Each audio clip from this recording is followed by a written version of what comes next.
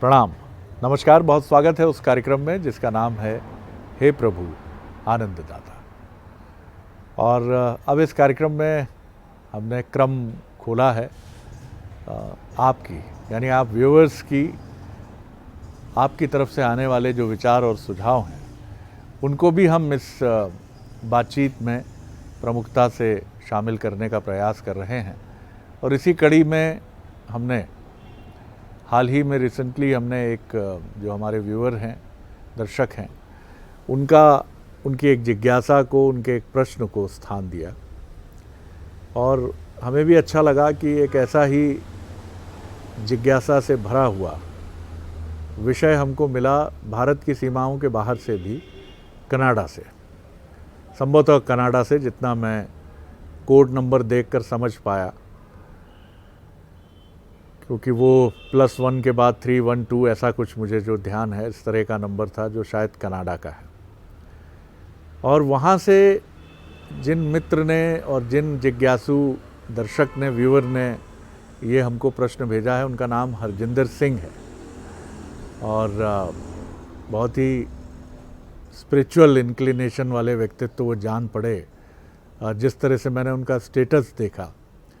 और उनकी जिज्ञासा ये थी कि आप इस कार्यक्रम में इस विषय को भी छुएं, स्पर्श करें और चिंतन मनन का विषय बनाएं कि जैसी दृष्टि वैसी सृष्टि।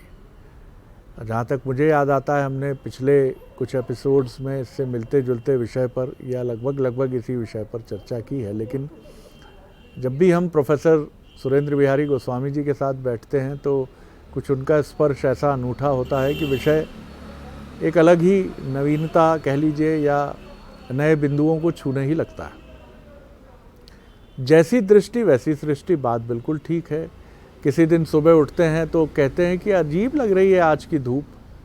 धूप वही है, प्रकृति वही है, लेकिन दृष्टि में नैराश्य है, उदासी है, तो सृष्टि वैसी ही लगने लगती। किसी दिन आप उठते हैं, आपकी पत्नी या आपकी शादी नहीं हुई है तो माता पिता, उन्हें कोई धूप में या बारिश में या ठंड में कोई विविधता नज़र नहीं आ रही है, कोई प्रसन्नता मूलक बात भी नहीं दिख रही, लेकिन आप कूदने लगते हैं। कितना सुनहरा दिन है आज, कितना अद्भुत लग रहा है, कितना मन एकदम प्रसन्न हो गया सुबह उठ के। चाय पी के तो ऐसा लग रहा है कि मैं बिल्कुल नृत्य करने लगूँ। तो ये दृष्टि और सृष्टि, इसका बड़ा अभिन्न संबंध है। इसीलिए हमारे यहाँ ये कहा गया है कि भैया कभी भी अपनी वाणी पर कोई ऐसा शब्द ना लाइए। अब उसके पीछे दलील दी गई कि सरस्वती प्रकट हो जाती हैं 24 घंटे में कोई एक क्षण, और आप जो कहते हैं वो सत्य हो जाता। तो अगर ऐसा है तो क्यों ना सकारात्मक ही बोला जाए 24 घंटे।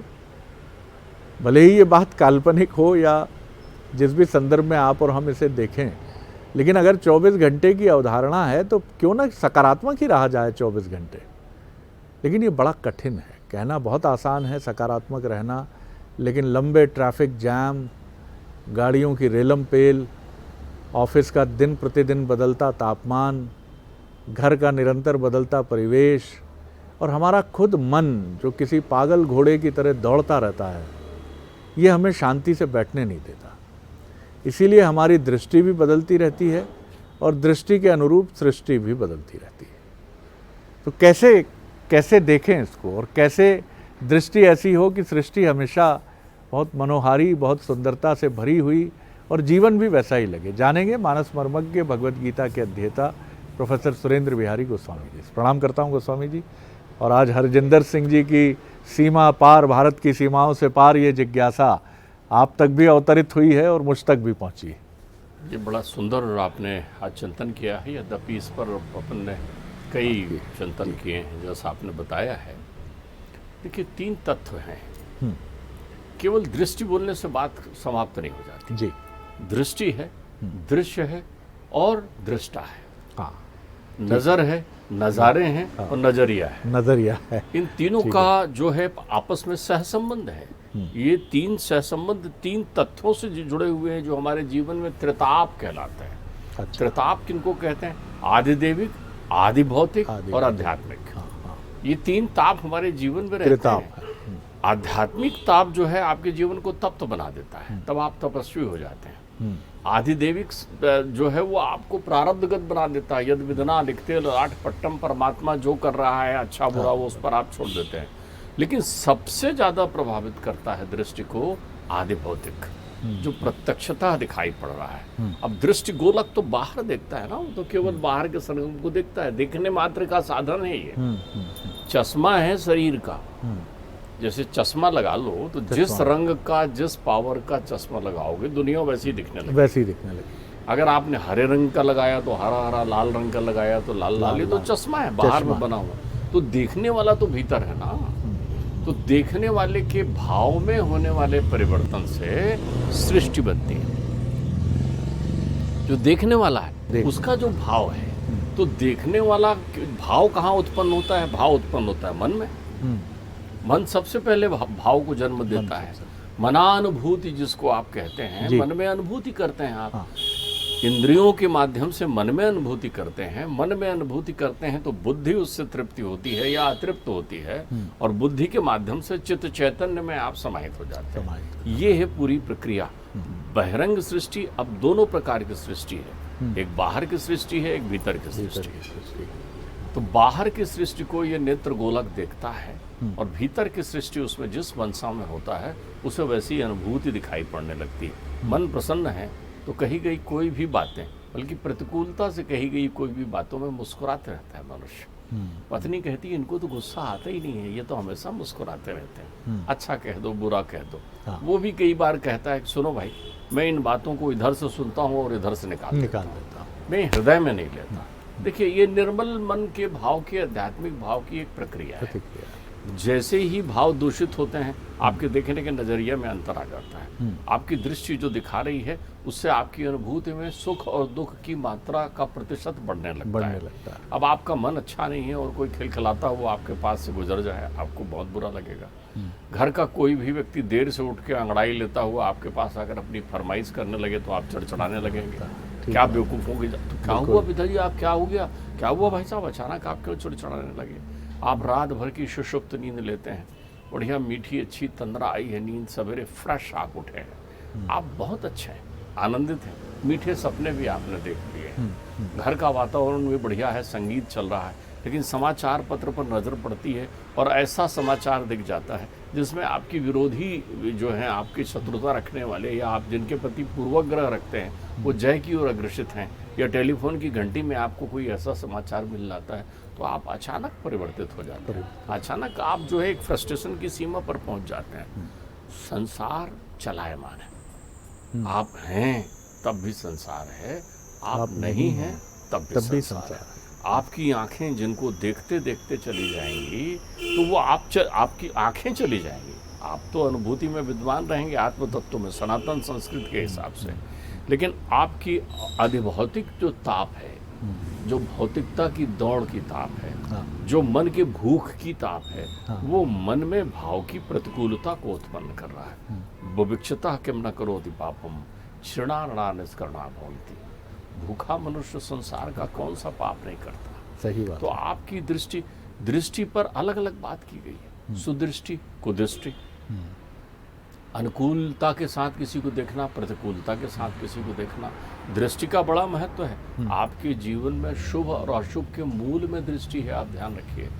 आपका जीवन शुभ है या आपका दिन शुभ होगा या नहीं होगा, ये आपकी दृष्टि पर निर्भर है, क्योंकि उस दृष्टि मात्र से दृष्टिकोण बन जाएगा आपका। जैसी दृष्टि होगी वैसी दृष्टिकोण बन जाएगा, तो दिन भर आपकी दिनचर्या उसी पर आधारित होनी है। और दृष्टि पल पल बदलती है, पल पल अनुभूति कराती है, नाना प्रकार की अनुभूति दृष्टि देते रहती है। इसलिए आप अपनी दिनचर्या का प्रारंभ करते समय अपने अंतर्चित्त में शुद्ध भाव रखें, शुभता का भाव रखें। देखिए दृष्टि पर कितनी बड़ी बात है, दृष्टि कितना बड़ा पाप है, आप समझिए। रामायण में तो लिखा है शरद जी, अनुज बधू भगनी सुत नारी, और इन सब कन्या समझौ चारी, और चाही ताही कुदृष्टि बिलोकई जोई, और ताही बधे कछु पाप न होई। मार दो उसको, कह रहे हैं उनको बधे है, वो इतना बड़ा पाप कर लिया है उसने, क्योंकि उसने अपनी दृष्टि को दूषित कर लिया है। बहुतेरे बात हम ऐसा होता है कि कर्म तो सत्कर्म कर रहे होते हैं, लेकिन हमारी अंतर्मन की दृष्टि में दोष आ जाता है, तो बहिरंग में हमें चारों तरफ दोष दिखाई पड़ने लगता है। दृष्टि चमत्कारिक है। आप देखिए, जिनको दुनिया में चहुओर बुराई नजर आती है, उनकी दृष्टि सबसे खराब होती है, क्योंकि वो अपनी अंतर्दृष्टि से स्वयं को नहीं देखते। मोको कहाँ ढूंढे रे बंदे, मैं तो तेरे पास।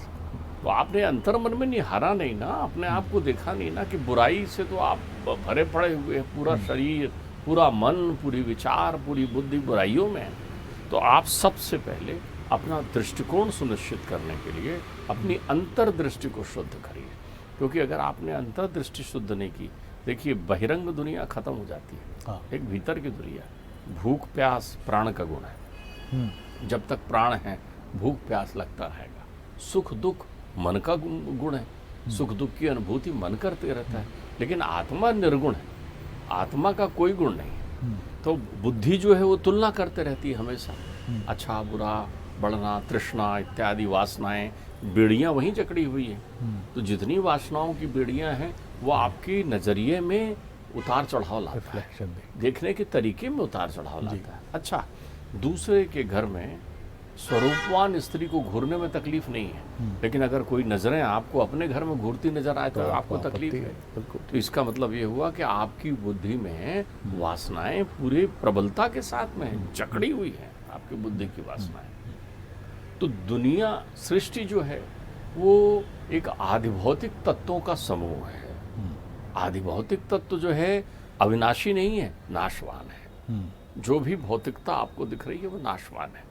तो इस नाशवान प्रक्रिया की पूरी दुनिया है, चाहों और आप नज़र डालते हैं तो जिस पल नज़र डालते समय आपको ये लग जाता है कि देखो ये नाशवान दुनिया है, ये माया की दुनिया है, ये मोहाशक्ति की दुनिया है, ये अनुभूति की दुनिया है, और यहाँ मैं एक सफ़र में आया हुआ।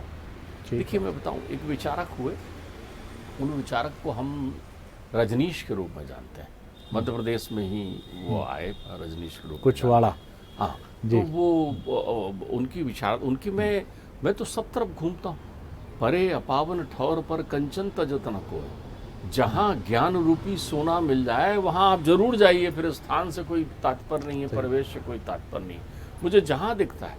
पिताजी कहते हैं कि आप जब यात्रा में निकलते थे पुराने समय में तो अपने साथ एक लोटा लेके निकलते थे। काय के लिए लेके निकलते थे लोटा? कहीं जल मिलेगा, पीना पड़ गया तो। आप याद करिए बचपन में अपन वो रेलगाड़ी में जाते थे तो अपने साथ वो एक बैग रखा हुआ रहता था और वो स्टेशन में पानी भरते थे और पीते थे। तब उस समय झंझट नहीं थी, ना आरओ की, ना इसकी, ना उसकी। अपन ने छान के भर लिया पानी, ठंडा पानी बढ़िया, रेल की खिड़की के बाहर लटका देते थे और हवाएं चलती थी तो वो और ठंडा हो जाता था। तब तो गर्मी में बड़ी सुकून देता था अपने को। तो वो कहते थे बेटा अपना एक पात्र रख लिया करो साथ में और देख लिया करो वो पात्र स्वच्छ है कि नहीं है। तो मैंने कहा पिताजी तात्पर्य बताइए। बोले मन एक लोटा है, मन एक लोटे की तरह है, जहां भी तुम्हें ज्ञान रूपी जल मिले संचय करके रखिएगा। तो जब आप वो जल का पान करते रहेंगे तो आप तृप्त रहेंगे, तृप्त रहेंगे तो आपकी दृष्टि में दोष नहीं होगा। रजनीश ने अपनी समाधि में लिखाया है कि वो एक दिव्य आत्मा इस पृथ्वी की यात्रा में इतने समय से इतने समय तक आए। अब ज्ञान चक्षु जिसकी जब खुल जाए, हम कितना अभिमान करके संसार को जीते रहते हैं। हाँ। संसार अनवरत चलने वाली प्रक्रिया होती है, ध्यान रखिए। संसार जिसका कोई सार ही नहीं है, असार है संसार। तो जब असार संसार में आप चल रहे हैं तो आप एक बात बहुत अच्छे से समझ लीजिए कि संसार स्वप्नम तजमोह निद्रा, आचार्य शंकर कह गए हैं। एक बिल्कुल सपने में सपना देख रहे हैं। जब हमारी आंख लगती है, मैं कुछ लोगों को देख रहा था, एक कहने लगे हम जैसे सोते समय खो जाते हैं और हम यहाँ शरीर को छोड़कर बाहर निकल जाते हैं। बोले मैं एक विज्ञान का अध्ययन कर रहा हूँ। मैंने कहा अच्छा कौन सा विज्ञान? बोले हम सब लोग एक ब्लैक होल में चले जाते हैं, अंधेरे में चले जाते हैं, ऐसी मृत्यु के समय जाते हैं। मैंने कहा देखो तार्किक ढंग से सहज प्रक्रिया को बनाने में आप कितने सारे ज्ञान विज्ञान के सूत्र लगाकर एक मार्ग बनाने का प्रयत्न करते हैं। मार्ग कुछ नहीं है, संसार हमें छोड़ जाना है और जब हम संसार छोड़ जाते हैं तो मृत्यु हमें असह वेदना देती है। लेकिन चूंकि उस असह वेदना से हम कराहें ना, इसलिए वाणी हमारा साथ छोड़ देती है। तो हमारी सांसें उल्टी रहती है और हम बोल नहीं पाते। तब हम सृष्टि के उस स्वरूप को देखते हैं जो अंतर्मन से दूर की सृष्टि है, तब हमारे मन में वही ध्यान आता है। तो संसार में जितने लोग भी जीवन यापन करते हैं, सबसे पहले वो एक बात ध्यान रख लें कि दोष संसार में नहीं है, संसार चलायमान है। बहुत अच्छा सूत्र है ये। दोष संसार में नहीं है। संसार तो कितना अच्छा है, आपको जन्म दिया, आप कहते हैं वाह भाई, ये गीत की पंक्ति गुनगुनाने लगे एक चिंतक मेरे सामने, देख तेरे संसार की हालत क्या हो गई भगवान, कितना बदल गया इंसान। तो संसार थोड़ी बदला है, इंसान बदला है ना। तो अगर कोई परिवर्तन हुआ है तो आपके जैसा मन रहेगा वैसे आपके भाव बनेंगे, और मन बुद्धि से जुड़ा हुआ है। तो इसलिए बहुत आवश्यक है कि आप सत्संग करें। सबसे महत्वपूर्ण बात यही समझ में आती है कि मन का नियंत्रण या मन का नियमन, यही सबसे महत्वपूर्ण चीज है। हमारे यहाँ धर्म की विशेषताओं में जी, संयम, नियम, दम। दम कहलाता है इंद्रियों का निग्रह करना, इंद्रियों का निग्रह करना, इंद्रियों को नियंत्रित करना। अति न करिए ना किसी भी प्रक्रिया में। अति का भला न हंसना, अति का भला न चुप, और अति की भली न वर्षा, अति की भली न धूप। तो अति मत करिए ना, अति सर्वत्र वर्जित। तो मन तो बहुत अच्छा है, इस पर हमारी बात हुई है कि मन तो पात्र है। अब मन के पात्र को इंद्रियां जो है वो मलिन कर देती है। ठीक बात। क्योंकि मन इंद्रियों के वशीभूत हो जाता है। तो आप इंद्रियों के वशीभूत नहीं हुई, दम करिए। संयम, नियम और दम। दम का अर्थ ही होता है इंद्रियों को निग्रह, इंद्रियों का निग्रह करना। फिर दूसरा, अपने जीवन को एक नियमित संभाव में लगाइए ना। लोकेशनाएं आती हैं, वासनाएं आती हैं, प्रतीक्षाएं आती हैं, इच्छाएं आती हैं, भाई सब है संसार में, सब चलता है। तुलना आती है, आपके भाव आते हैं, आपकी कल्पनाएं हैं कि मैं ये नहीं कर पाया जो मुझे करना है। कितना उदासीन हो जाते हैं आप, कितनी झंझावात है। देखिए, किसी चीज को कहना और किसी चीज को करने में जमीन और आसमान का अंतर है। ये बड़ी सहजता से हम एक ड्रग एडिक्ट को उसके पिताजी या उसके मित्र बड़ी सहजता समझा रहे थे, बेटा ये अच्छी बात नहीं है, छोड़ दो। उन्हें लगा कि उनके बोलते ही वो उनके दिमाग में आ जाएगा, अच्छी बात नहीं। इंद्रियां उसके हाथ से निकल चुकी हैं, मन उसके वश में नहीं रहा है। बुद्धि में अनगूंज उठती है कि ये मुझे अच्छी बात कह रहे हैं। वो एक बार सोचता है, दो बार सोचता है। तो देखिए, ऐसी चीज़ों में अभ्यास करना है, करत करत अभ्यास की। तो ये छोटा अभ्यास, आप अध्यास के विरुद्ध अभ्यास करिए। कई लोग गोस्वामी जी मन में ये प्रश्न रखते हैं कि भाई हमारा मन तो इंद्रियों में ही लगा है, हमें तो मिष्ठान खाना है, तो मिष्ठान आखिर ये जिव्या, ये रसना बनी क्यों है। उनकी ये तर्क कह लीजिए, कुतर्क कह लीजिए, लेकिन इसके बाद जो अनुभूति उपजती है वो संभवतः ग्लानि की होती है। देखिए, मैं आपको इस पर एक बात कहूँ जी। जब आप चिकित्सक के पास जाते हैं और आप किसी रोग से पीड़ित होते हैं, तो चिकित्सक जब आपको इस शरीर का भय दिखाता है। देखिए, मैं एक ऐसे चिकित्सक की घटना मुझे ध्यान आ रही है, बात 40 से अधिक वर्षों की हो गई। वो चिकित्सक जो हैं दुर्ग में थे। उनके पास एक ऐसे प्राणी गए जो मद्यपान तो उनके जीवन में जलपान से ज़्यादा महत्वपूर्ण हो गया था। उनके बारे में एक कहावत थी कि वो सवेरे का कुल्ला भी जो है वो मदिरा से करते हैं। अब वो उनके यहाँ पहुँचे, उन चिकित्सक की मैंने एक दूसरी विशेषता देखी। वो इसलिए पहुँचे कि औषधि चाहिए था, इलाज। उनके सारे अंग प्रत्यंग खराब हो रहे थे। उन्होंने उनको अंदर कक्ष में लिया अपने। उस जमाने में वो एक पर्दा खींच देते थे और अंदर मरीज को रख देते थे। जी जी। उन्होंने कहा, आप अपने सारे वस्त्र उतार दीजिए। उन्होंने कहा सारे वस्त्र उतार दीजिए, मुझे अभी आपका परीक्षण करना है। उन्होंने सारे वस्त्र उतार दिए। वो शिक्षक अंदर गए, वो चिकित्सक अंदर गए। अंदर जाके उनको देखा, बोला, सुनो, ऐसे ही चले जाओगे दुनिया से, कोई काम नहीं आना है, कोई औषधि नहीं है। आप अपनी शक्ल ऐसे ही देखा करो कि मुझे दुनिया ऐसे ही छोड़ना है, तुम्हारा कुछ नहीं हो सकता। ये जो आवरण तुमने ओढ़ रखा है, मनोवैज्ञानिक ट्रीटमेंट दिया और आ गया वापस। बोले, तुम्हारा कुछ नहीं हो सकता। वाह, उनके जीवन में इतना परिवर्तन आया। बोले, बताओ, अब मेरे लिए कोई औषधि शेष नहीं। बोले, तुम्हारे चिकित्सक तुम स्वयं हो। तो ध्यान रखिए, आपको कोई दूसरा नहीं आएगा बोलने के लिए। आपके चिकित्सक आप स्वयं हैं। हमारी समस्या ये हो जाती है, कल कर लूँगा, परसों कर लूँगा, अरे भाई, प्रतिदिन प्रकृति अपना स्वरूप बन रही है। जो पल पल बदलता है उसे दुनिया कहते हैं। तो ये तो पल पल बदल रहा है भाई, इसके साथ चलो आप। अब दुनिया के साथ चलने का अर्थ क्या हुआ कि नहीं मुझे वाणी मिली है तो मैं जो चाहे वो बोलूं, मुझे रसना मिली तो जो रसना आपको श्रेष्ठतम रस का पान करने के लिए मिली है, वाणी आपको श्रेष्ठतम शब्दों को व्यक्त करने के लिए मिली है। बहुत सुंदर बात आपने कही है और इसी बिंदु पर इस बातचीत को हम विराम देते हैं। लेकिन सबसे महत्वपूर्ण चीज़ यही है कि क्या डर कर और भय कर ही इंद्रिय निग्रह किया जाए। विवेकवान या बुद्धिमान लोग वो हैं जो इस नौबत तक नहीं पहुंचते हैं। सुबह टहलने वाले सबसे शानदार लोग वो हैं जो किसी बीमारी को टालने के लिए या शरीर को स्वस्थ रखने के लिए बीमारी का भी ध्यान नहीं करते। वो ये सोचते हैं दिन भर स्फूर्ति रहती है, ऊर्जा रहती है, इसलिए टहला जाए।